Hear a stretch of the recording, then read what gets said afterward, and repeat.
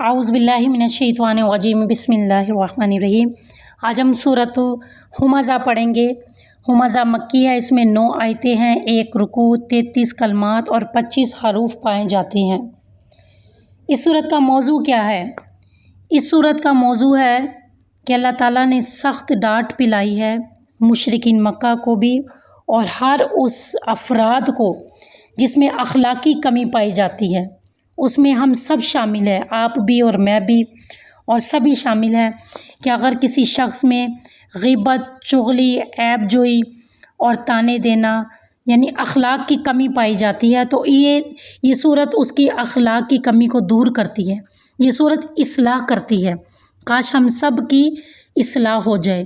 اس صورت میں بڑی سخت وعید ہے ایمان والوں کے لیے، کیونکہ ہمیشہ قرآن سے فائدہ ایمان والے ہی اٹھاتے ہیں، اور جن کے دلوں پہ کفر کی مہر ہو وہ تو کبھی بھی اس قرآن کو نہیں سمجھ پاتے اور نہ سمجھ پائیں گے۔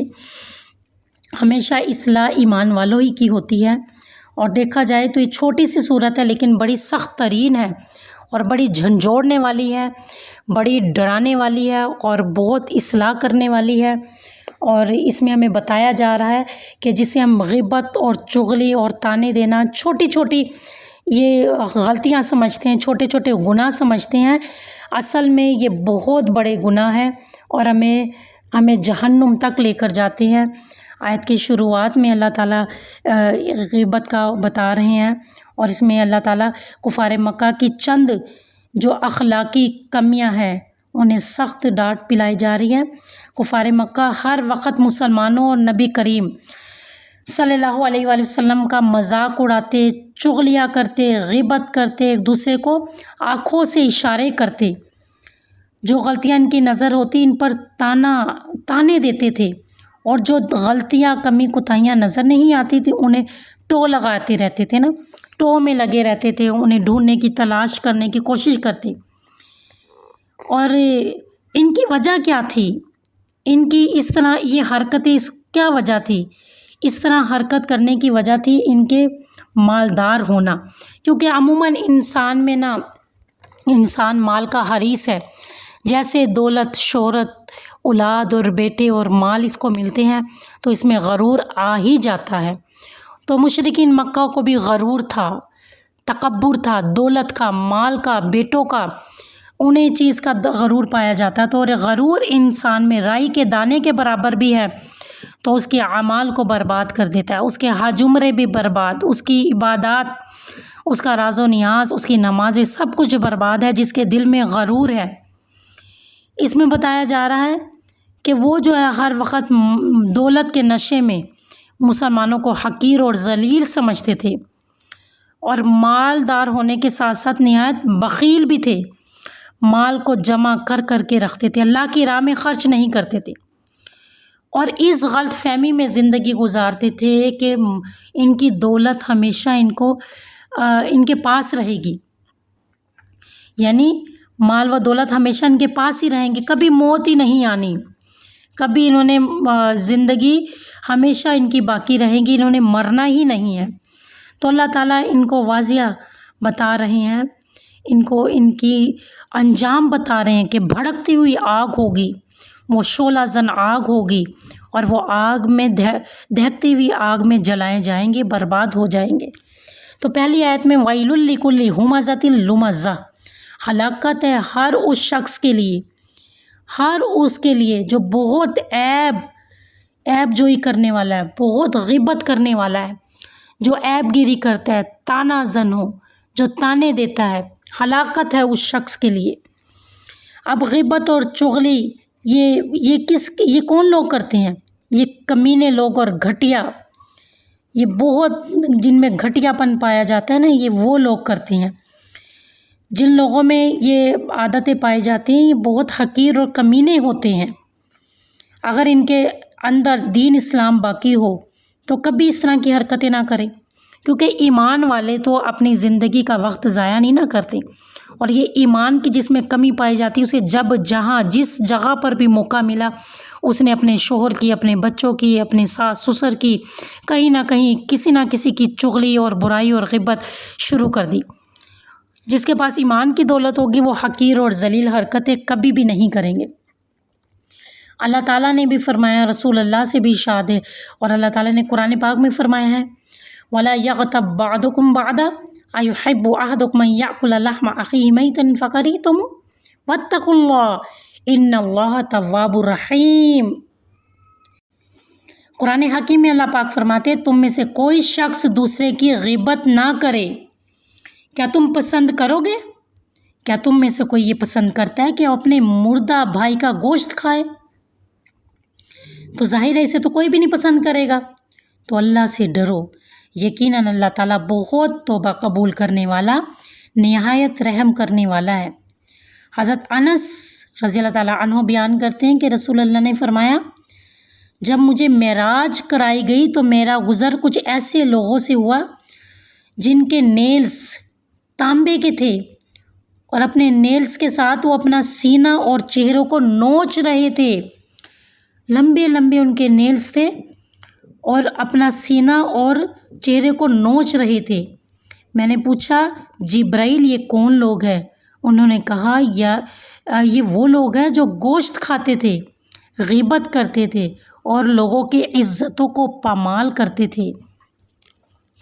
یعنی غیبت کی کتنی بڑی سزا ہے، چغلی کی کتنی بڑی سزا ہے کہ اپنے ہی ناخن ان کے اتنے بڑے ہوں گے کہ ان سے اپنے سینے اور اپنے منہ کو نوچ رہے ہوں گے۔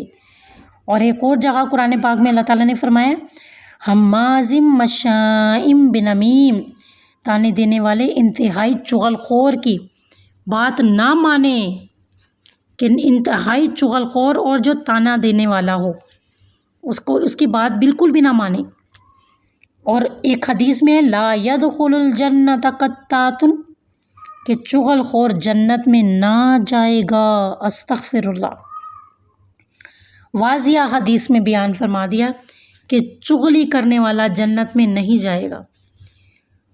اور حضرت عبداللہ بن عباس رضی اللہ تعالیٰ عنہ بیان کرتے ہیں کہ رسول اللہ صلی اللہ علیہ وآلہ وسلم کا 2 قبروں کے پاس سے گزر ہوا، ان دونوں کو عذاب ہو رہا تھا، اور ان کو یہ عذاب کسی بڑی مشقت کی وجہ سے نہیں ہو رہا تھا، بڑی مشکل کی وجہ سے نہیں ہو رہا تھا۔ ان کی عذاب ہونے کی وجہ کیا تھی؟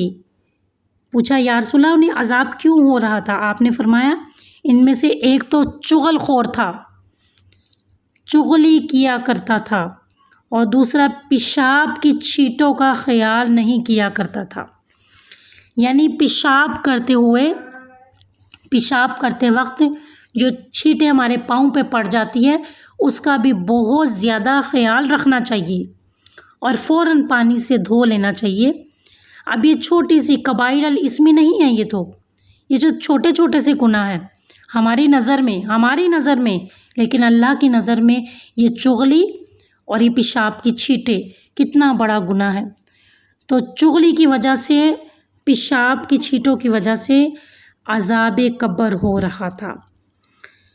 اور اس میں بتایا گیا الذی جمع مالا وعددہ یحسب ان مالہ اخلدہ، کہ جس نے مال جمع کر کے رکھا اور اسے گن گن کے، وعددہ اور گن گن کر رکھا، اور وہ یہ سمجھتا ہے کہ اس کا مال اسے دنیا میں ہمیشہ رکھے گا۔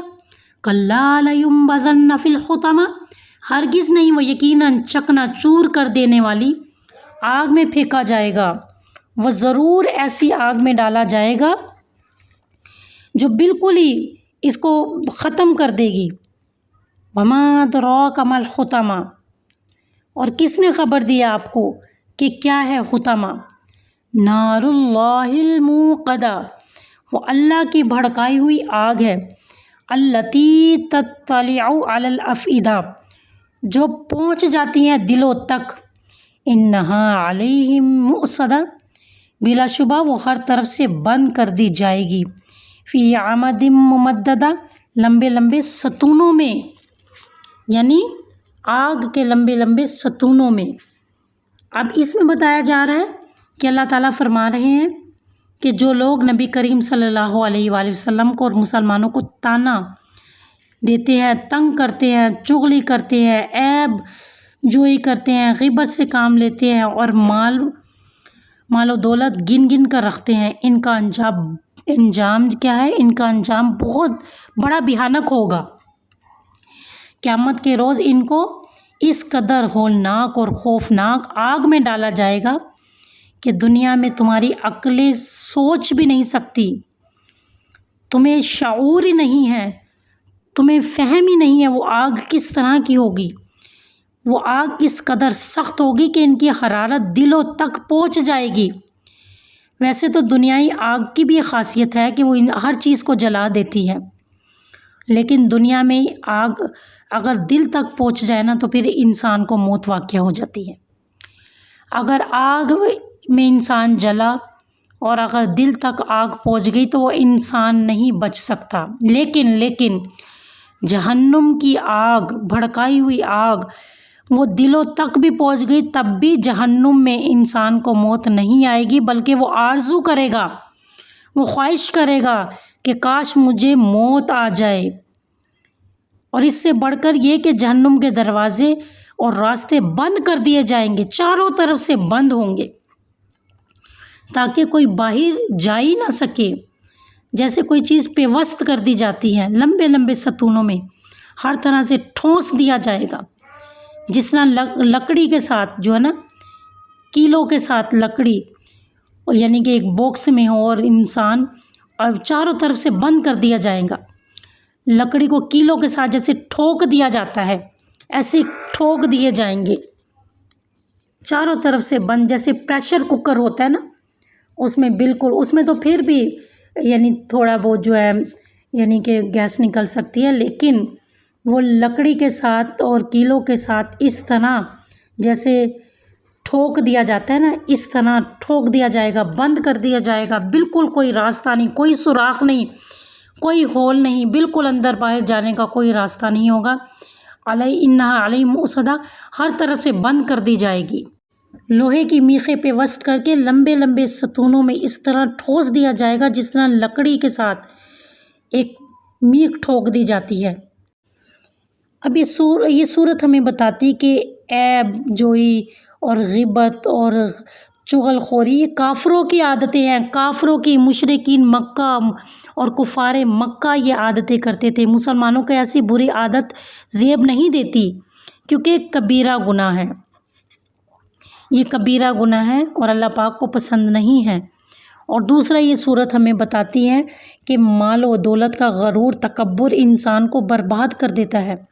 اگر اللہ کسی کو دے رہا ہے تو اس میں حقدار کا حصہ ہے، اللہ دے کر بھی آزماتا ہے، اللہ لے کر بھی آزماتا ہے۔ مساکین کو حقیر سمجھنا، کسی میں عیب نکالنا اور تانے دینا اور اپنے مال پہ غرور و تکبر کرنا، یہ تو کافر کیا کرتے تھے۔ مسلمانوں کو تو یہ زیب نہیں دیتی یہ باتیں۔ اور دولت، یہ مال، یہ تو ہمیشہ نہیں رہتی، یہ تو آنے جانے والی چیز ہے، کبھی کسی کے پاس کبھی کسی کے پاس۔ اللہ باغ سجاتا بھی اور اللہ باغ سجا کے راغ بھی کر سکتا ہے۔ اور اس میں بتایا جا رہا ہے کہ مسلمانوں کو تکلیفیں، اذیتیں دینے والے، دولت کے نشے میں مست کفار کو قیامت کے دن ایسی ہولناک آگ میں ڈالا جائے گا جس کی حرارت ان کے دلوں تک پہنچ جائے گی، اور خواہش کریں گے موت کی تو موت بھی نہیں آئے گی۔ اور اس میں عذاب قبر برحق ہے، ہمیں پتہ چلتا ہے اس صورت سے عذاب قبر برحق ہے۔ قبر میں بھی عذاب ہوتا ہے، انسان جو بوتا ہے اور وہی کاٹتا ہے۔ اللہ تعالیٰ ہمیں عمل کی توفیق عطا فرمائے اور ہماری اصلاح کر دے۔ وما علینا الا البلاغ المبین۔